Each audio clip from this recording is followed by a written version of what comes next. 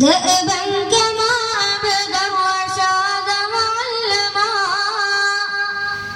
أعداد كل مكونات كلما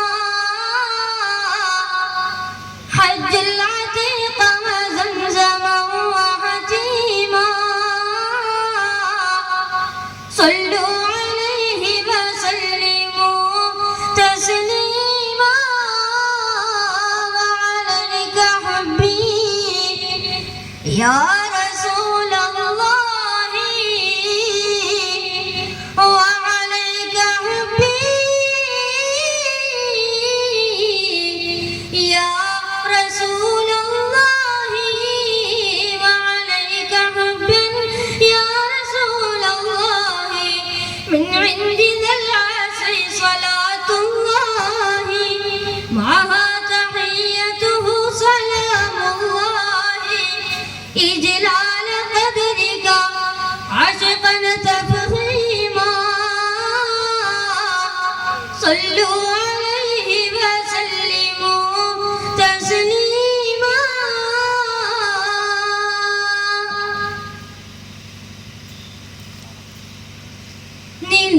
നിലാവിന്റെ ഒളിവില്ലാതിരുൾ മൂടും ഖബറുള്ളിൽ ഇലാഹിന്റെ വിധി കൂടി കിടന്നിടുമ്പോൾ നിന്റെ അമലുകൾ മുഖാമുഖം തെളിഞ്ഞിടുമ്പോൾ നിലാവിന്റെ ഒളിവില്ലാതിരുൾ മൂടും ഖബറുള്ളിൽ ഇലാഹിന്റെ വിധി കൂടി കിടന്നിടുമ്പോൾ നിന്റെ അമലുകൾ മുഖാമുഖം തെളിഞ്ഞിടുമ്പോൾ ഗമയില്ല പവറില്ല ജഡഞ്ജനം ചുമക്കുമ്പോൾ ഗതിയോർത്ത് കരയുന്ന മുഖങ്ങളേറെ അവരെ വിട ചൊല്ലി സലാമോദി മടങ്ങിയിടുന്നേ ഗമയില്ല പവറില്ല ജഡഞ്ജനം ചുമക്കുമ്പോൾ ഗതിയോർത്ത് കരയുന്ന മുഖങ്ങളേറെ അവരെ വിട ചൊല്ലി സലാമോദി മടങ്ങിയിടുന്നേ നിലാവിന്റെ ഒളിവില്ലാതിരുൾ മൂടും ഖബറുള്ളിൽ ഇലാഹിന്റെ വിധി കൂടി കിടന്നിടുമ്പോൾ നിന്റെ അമലുകൾ മുഖാമുഖം തെളിഞ്ഞിടുമ്പോൾ ഏറ്റവും ബഹുമാനവും ആദരവും നിറഞ്ഞ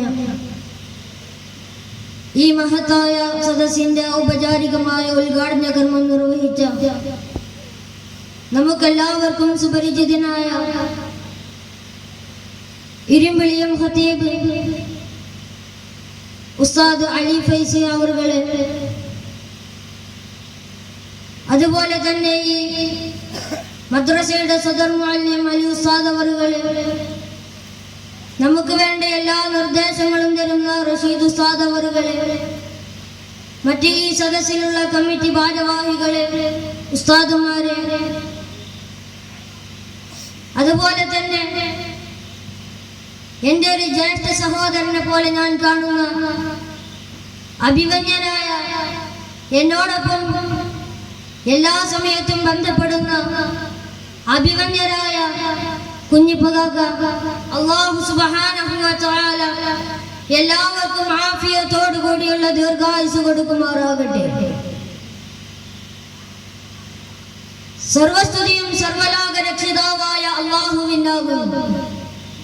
അവന്റെ അതുല്യവും അമേയവും അപരിമേയവുമായ അനുഗ്രഹത്തിന്റെ അനുസ്യൂതമായ പ്രവാഹം അന്ത്യദൂതർ ആദരവായ റസൂലുള്ളാഹി സ്വല്ലല്ലാഹു അലൈഹി വസല്ലമ തങ്ങളിലും അവിടുത്തെ ആദരമൂല്യങ്ങൾ അനുവാദനം ചെയ്ത അനുചരവൃന്ദങ്ങളിലും കൂട്ടുകുടുംബാദികളിലും സ്വാലിഹീങ്ങളിലും സച്ചരിതരിലും സദാ വർഷിക്കുമാറാകട്ടെ. പരമകാരുണ്യകനും പരമദയാലുവും പരമാധിപതിയും പരമാധികാരിയും പരമാധിനാഥനുമായ അല്ലാഹു സുബ്ഹാനഹു വ തആല ഈ വിശിഷ്ടമായ സംഗമത്തിന്റെ പവിത്രതയും പരിശുദ്ധതയും പരിപാവനതയും കൊണ്ട് നമ്മുടെ ഗതകാല ജീവിതത്തിലുള്ള സമസ്ത അപരാധങ്ങളും പുറത്തു മാപ്പാക്കി തരട്ടെ. ശിഷ്ടമുള്ള ജീവിതം പാപങ്ങളിൽ നിന്നും ഒഴിഞ്ഞു മാറി അല്ലാഹുവിനും അവന്റെ പ്രവാചകനും വഴിപ്പെട്ട് ജീവിക്കുവാൻ ആദ്യമായി എന്നോടും ശേഷം നിങ്ങളോടും ഞാൻ വസിയത്ത് ചെയ്യുകയാണ്. കരുണാമയനായ അല്ലാഹു സുബ്ഹാനഹു വ തആല നാം ഏവരും ഈ പുണ്യമായ സദസ്സിൽ സംഗമിച്ചതുപോലെ അവന്റെ സച്ചരിതരും സകീർത്തരും സുഹൃതവാന്മാരുമായ ദാസന്മാരുടെ സംഗമസ്ഥാനമായ സ്വർഗത്തിൽ സംഗമിക്കാൻ ഈ പുണ്യ സംഗമത്തെ അല്ലാഹു സുബ്ഹാനഹു വ തആല ഒരു കാരണമാകട്ടെ. അതുപോലെ തന്നെ ഈ മഹത്തായ സംരംഭത്തിന് വേണ്ടി ഓടി നടന്ന ചെറുപ്പക്കാർ, നാട്ടുകാർ, കമ്മിറ്റി ഭാരവാഹികൾ, ഊണില്ലാതെ ഉറക്കമില്ലാതെ അവരവരുടെ ബിസിനസ്സുകളെല്ലാം മാറ്റിവെച്ച് ഇതിനു വേണ്ടി മുന്നിട്ടിറങ്ങിയ എല്ലാ നാട്ടുകാർക്കും അല്ലാഹു സുബ്ഹാനഹു വ തആല എല്ലാവർക്കും അർഹമായ പ്രതിഫലം നൽകി അനുഗ്രഹിക്കുമാറാകട്ടെ. അതുപോലെ തന്നെ ഈ പരിപാടിക്ക് വേണ്ട എല്ലാ സാധനങ്ങളും വളരെ ത്യാഗം ചെയ്ത് ഇവിടെ എത്തിച്ച ബഹുമാനപ്പെട്ട കുഞ്ഞിപ്പകാക്ക എല്ലാവർക്കും അല്ലാഹു സുബ്ഹാനഹു വ തആല അർഹമായ പ്രതിഫലം നൽകി അനുഗ്രഹിക്കുമാറാകട്ടെ. അവരെയും നമ്മെയും നാളെ അല്ലാഹു സുബ്ഹാനഹു വ തആല അവന്റെ ജന്നാത്തുൽ ഫിർദൗസിൽ ഒരുമിച്ച് കൂട്ടി അനുഗ്രഹിക്കുമാറാകട്ടെ. മദീനത്തുൽ ഉലൂം മദ്രസയിൽ ഞാൻ എല്ലാവരാലും മറക്കപ്പെട്ട ആരാരും അറിയാത്ത വളരെ അമൂല്യമായ നിധിയായിരിക്കും ഞാൻ. അല്ലാഹു പറയുകയാണ് അവന്റെ അടിമകളായ നമ്മളോട്, ഞാൻ എല്ലാവരാലും മറക്കപ്പെട്ട ആരാരും അറിയാത്ത വളരെ അമൂല്യമായ കോപിമായ നിധിയാണ് ഞാൻ. അല്ലാഹു പറയുകയാ കുന്തു കൻസം മഖ്ഫിയ, ഞാൻ എല്ലാവരാലും മറക്കപ്പെട്ട ആരാരും അറിയാത്ത വളരെ അമൂല്യമായ നിധിയാണ് ഞാൻ. അല്ലാഹു പറയുകയാ ഇതേവരെ എന്നാരും അറിഞ്ഞിട്ടില്ല, വളരെ അമൂല്യമായ കോപ്യമായ നിധിയായി ഞാൻ ഇവിടെ ഇരിക്കുകയാ. അല്ലാഹു പറയുകയാ അങ്ങനെ ഞാൻ എല്ലാവരാലും അറിയപ്പെടണമെന്ന് ഞാൻ തീരുമാനിച്ചപ്പോ യഥാർത്ഥത്തിൽ മാനവരാശിയുടെ സൃഷ്ടിപ്പിന്റെ രഹസ്യമേതാ? ആ രഹസ്യത്തിന്റെ ഭാഗമായി ധാരാളം മനുഷ്യന്മാരെ എങ്ങനെയാണ് സൃഷ്ടിച്ചതെന്നതൊക്കെ ഈ ലോകത്തിന്റെ മുമ്പിലുണ്ട്. കൊരങ്ങനെ പരിണാമം ഉണ്ടായപ്പോഴാണ് മനുഷ്യനെ സൃഷ്ടിച്ചതെന്ന് ചാൾസ് ഡാർവിൻ സിദ്ധാന്തത്തിലൂടെ പറഞ്ഞിട്ടുണ്ട്, ബൈബിളിൽ രേഖപ്പെടുത്തിയിട്ടുണ്ട്. ക്രൈസ്തവരുടെ വേദഗ്രന്ഥമായ ബൈബിളിൽ ഉൽപ്പത്തി മനുഷ്യോൽപ്പത്തി എന്ന് പറയുന്ന ഒരു പുസ്തകമുണ്ട്. അടുത്ത കാലത്ത് മാർപ്പാപ്പ പറഞ്ഞത് ഉൽപ്പത്തി പുസ്തകത്തിലെ പ്രധാനപ്പെട്ട ചില പരാമർശങ്ങൾ മനുഷ്യ നിർമ്മിതിയുമായി യോജിച്ചതല്ലെന്ന് മാർപ്പാപ്പ പറഞ്ഞ ബൈബിളിന്റെ ഒരു പ്രധാനപ്പെട്ട പുസ്തകം തന്നെ ഉൽപ്പത്തി മനുഷ്യോൽപ്പത്തിയെ കുറിച്ചാ. യഥാർത്ഥത്തിൽ ഈ ഇരുകാലിൽ നിവർന്നു നിൽക്കുന്ന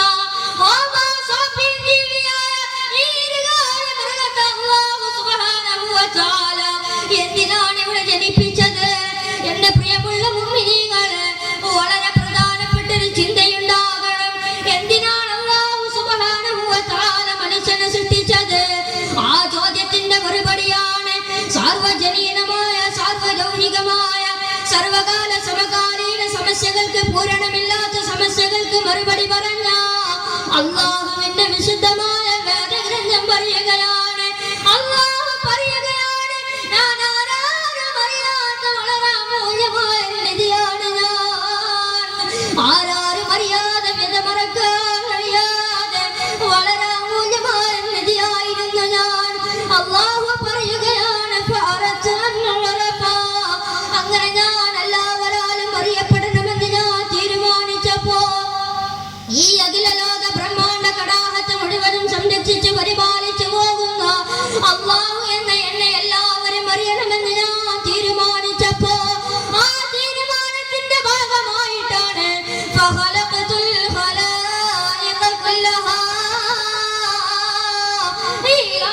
സർവ്വ ജീവജാലങ്ങളെയും ഞാൻ സൃഷ്ടിച്ചതെന്ന് എന്റെ പ്രിയമുള്ള സഹോദരങ്ങളെ സഹോദരിമാരെ, അല്ലാഹു സുബ്ഹാനഹു വ തആല നമ്മെ സൃഷ്ടിക്കാനുള്ള കാരണം എന്താ?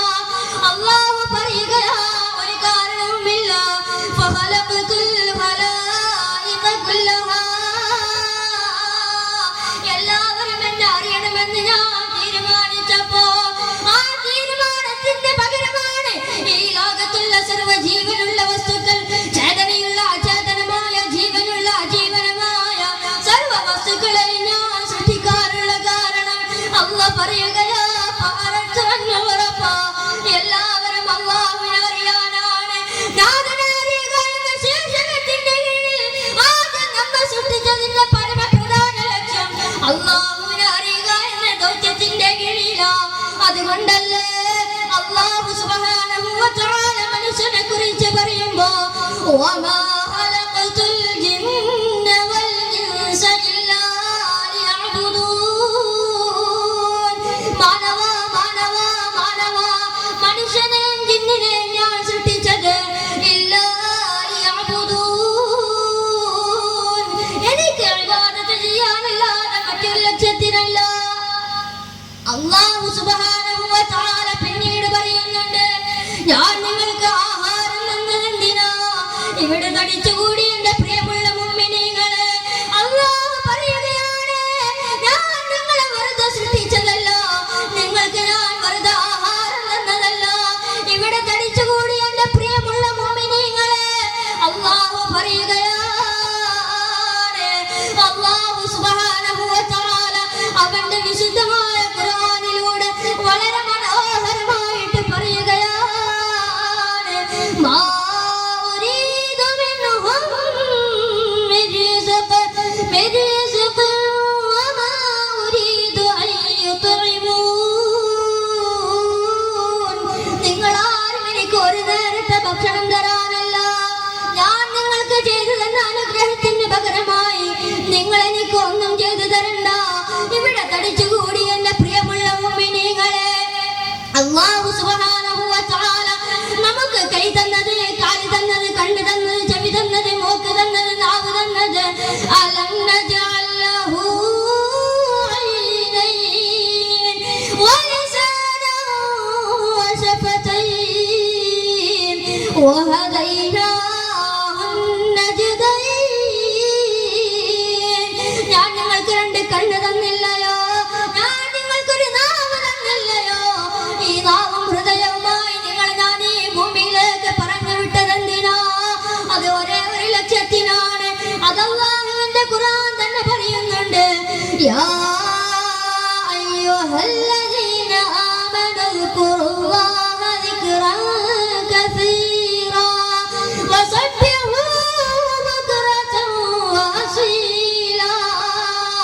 അല്ലാഹ് പറയുകയാണ്, അല്ലാഹു പറയുകയാ, പടച്ച തമ്പുരാൻ പറയുകയാണ്, ഞാൻ നിങ്ങൾക്ക് ഈ അനുഗ്രഹങ്ങളെല്ലാം ചെയ്തു തന്നത്, നിനക്ക് ഞാൻ ഈ അനുഗ്രഹങ്ങളെല്ലാം ചെയ്തു തന്നത്, വജഅല ലകുമുസ്-സമഅ വൽ-അബ്സാറ വൽ-അഫ്ഇദ, ഞാൻ നിങ്ങൾക്ക് കണ്ണ് തന്നത്, നാവ് തന്നത്. യാ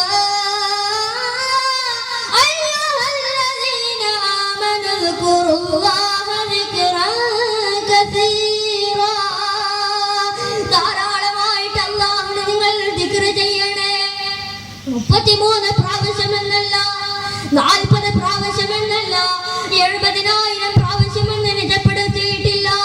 ആ നിജപ്പെടുത്തിയതെല്ലാം ഹബീബിന്റെ അർത്ഥങ്ങളാണ്. അല്ലാഹു പറയുകയാ, ദിക്റൻ കസീറാ. അല്ലാഹുവിനെ നിങ്ങൾ ധാരാളമായിട്ട് സ്മരിച്ചു കൊണ്ടിരിക്കണേ. അല്ലാഹുവിനെ നിങ്ങൾ അറിയണേ. അതിനാണ് അല്ലാഹു സുബ്ഹാനഹു വ തആല നമ്മെ സൃഷ്ടിച്ചത്. അല്ലാഹു പറയുകയാണ്, നിങ്ങൾ ഞാൻ സൃഷ്ടിച്ചെന്ന് മാത്രമല്ല, ശ്രദ്ധിച്ചു കേൾക്കണേ, ശ്രദ്ധിച്ചു കേൾക്കണേ. അല്ലാഹു പറയുകയാ, ഫനഹ്നു അഖ്റബു ഇലൈഹി മിൻ ഹബ്ലിൽ വരീദ്.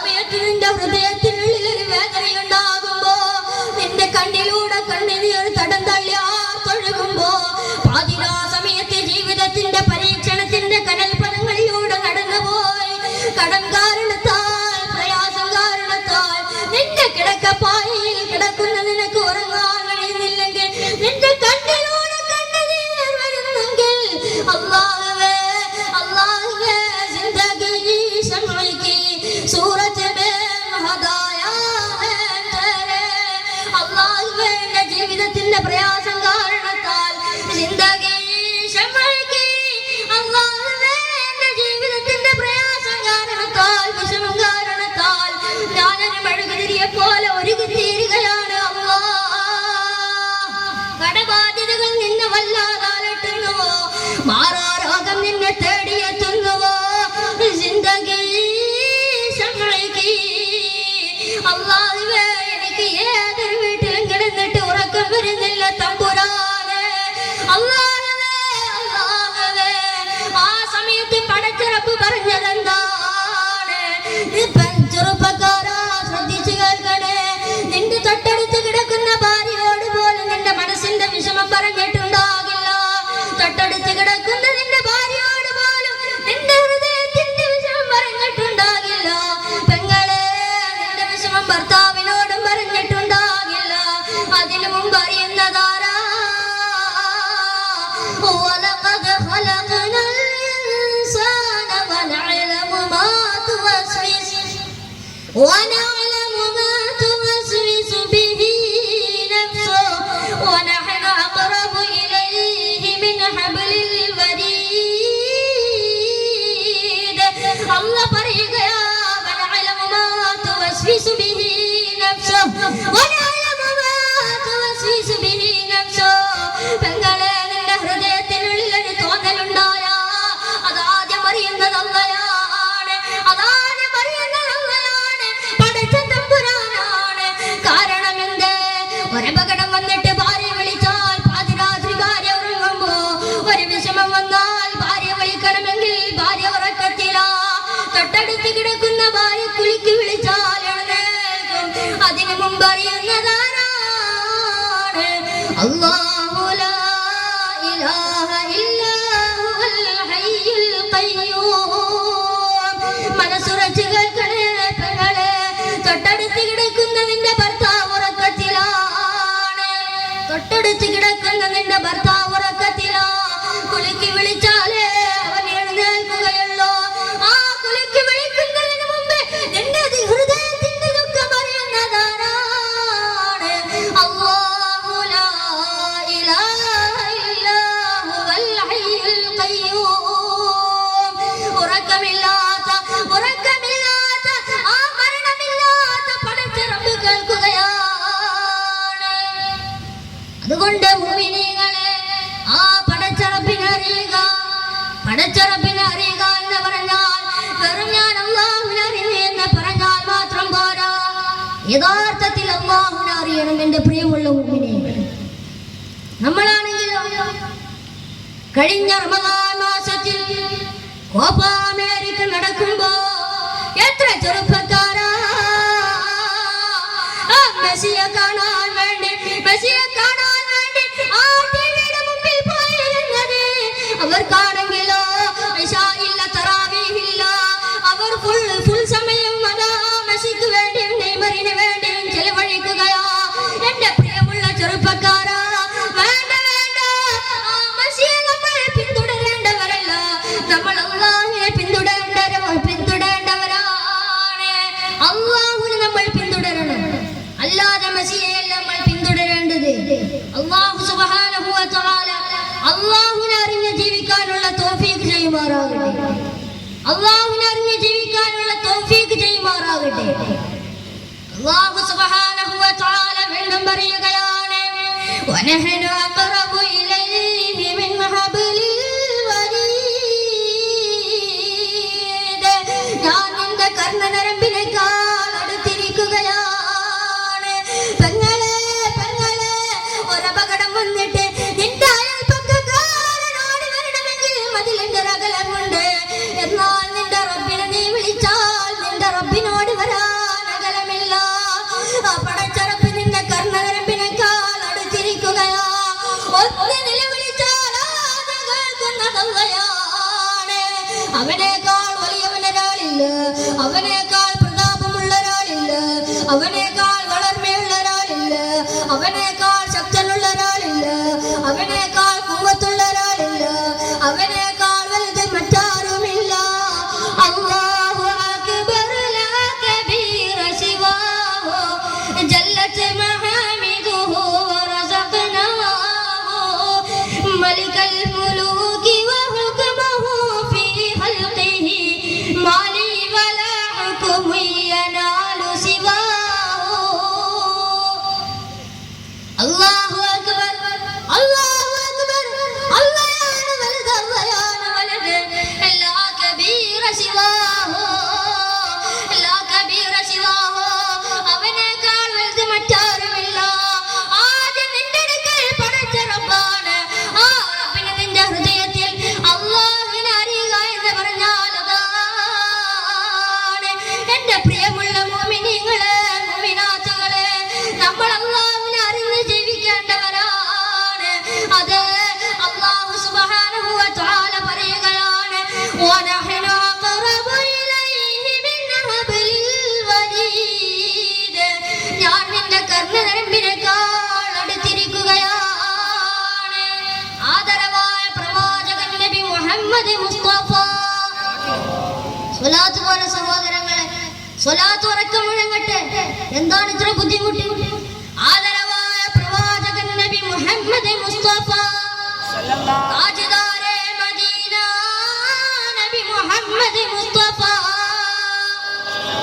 ആ മദീനയിലെ പ്രവാചകൻ നബി മുഹമ്മദ് മുസ്തഫ സല്ലല്ലാഹു അലൈഹി വസല്ലമ തങ്ങൾ അതാ മദീനയുടെ ഒരു പ്രാന്തപ്രദേശത്ത് പ്രവാചകന്റെ ഒരു വഴമയും മുഴങ്ങിയത്രേ. വല്ലവരുടെയും മുമ്പിൽ എന്റെ പേര് പറയപ്പെട്ടിട്ട്, എന്റെ പേര് കേട്ടിട്ട് വല്ലവരും സ്വലാത്ത് പറയാൻ മറന്നുപോയാ ഫനസിയ ത്വരീഖൽ ജന്ന, അവൻ സ്വർഗത്തിലേക്കുള്ള വഴി മറന്നുപോയവനാണ്. ഒരാൾ വഴി തെറ്റിപ്പോയാൽ ഒരിക്കലും അവന്റെ ലക്ഷ്യസ്ഥാനത്ത് എത്തുകയില്ല.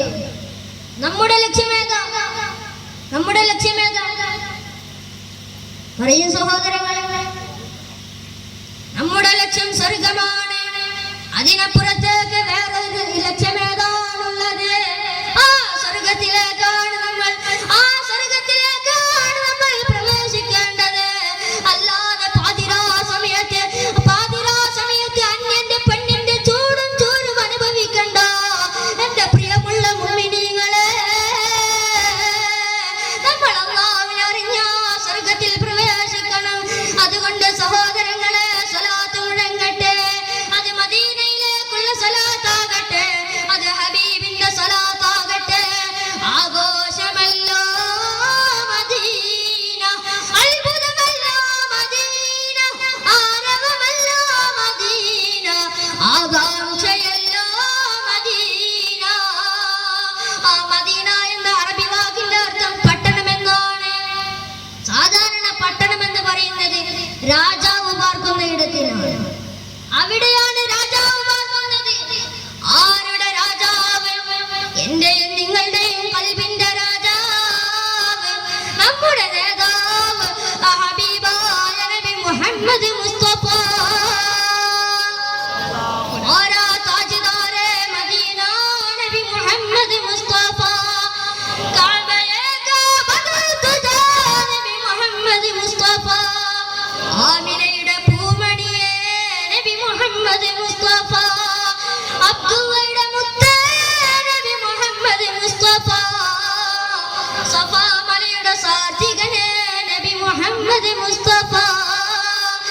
യാ ഇലാഹി ഹർ ജഗ തേരി അദക സാത്ത് ഹോ, ഷാഫിയെ കെ ദാദ് ഹസ്നെ മുസ്തഫ കാ സാത്ത് ഹൈ.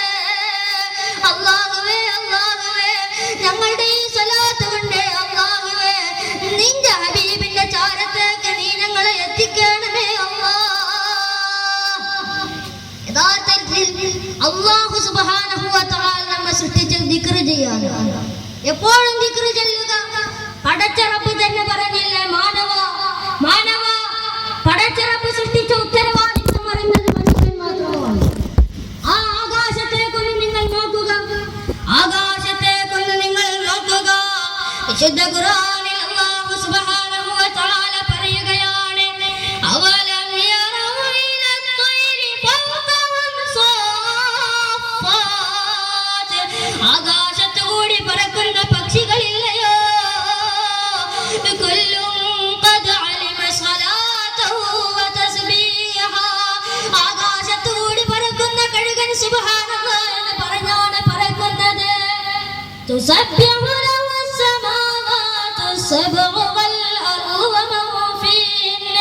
ആകാശവും ഭൂമിയും ദിക്ർ ചെയ്യുന്നുണ്ട് ആകാശവും ഭൂമിയും ദിക്ർ ചെയ്യുന്നുണ്ട് ഭൂമിയുടെ ദിക്റാണ് സുബ്ഹാനല്ലാഹ് ഇത് ഈ ജാബിർ വെറുതെ പറയുകയല്ല ഇത് അല്ലാഹുവിന്റെ ഖുർആൻ തന്നെ പറഞ്ഞതാണ് തുസബ്ബിഹു ലഹു സമാവാത് ആകാശവും ദിക്ർ ചെയ്യുന്നുണ്ട് എന്റെ പ്രിയമുള്ള മുഅ്മിനീങ്ങളെ മൊബൈൽ ഫോണിന്റെ അനന്തമായ സാധ്യതകൾ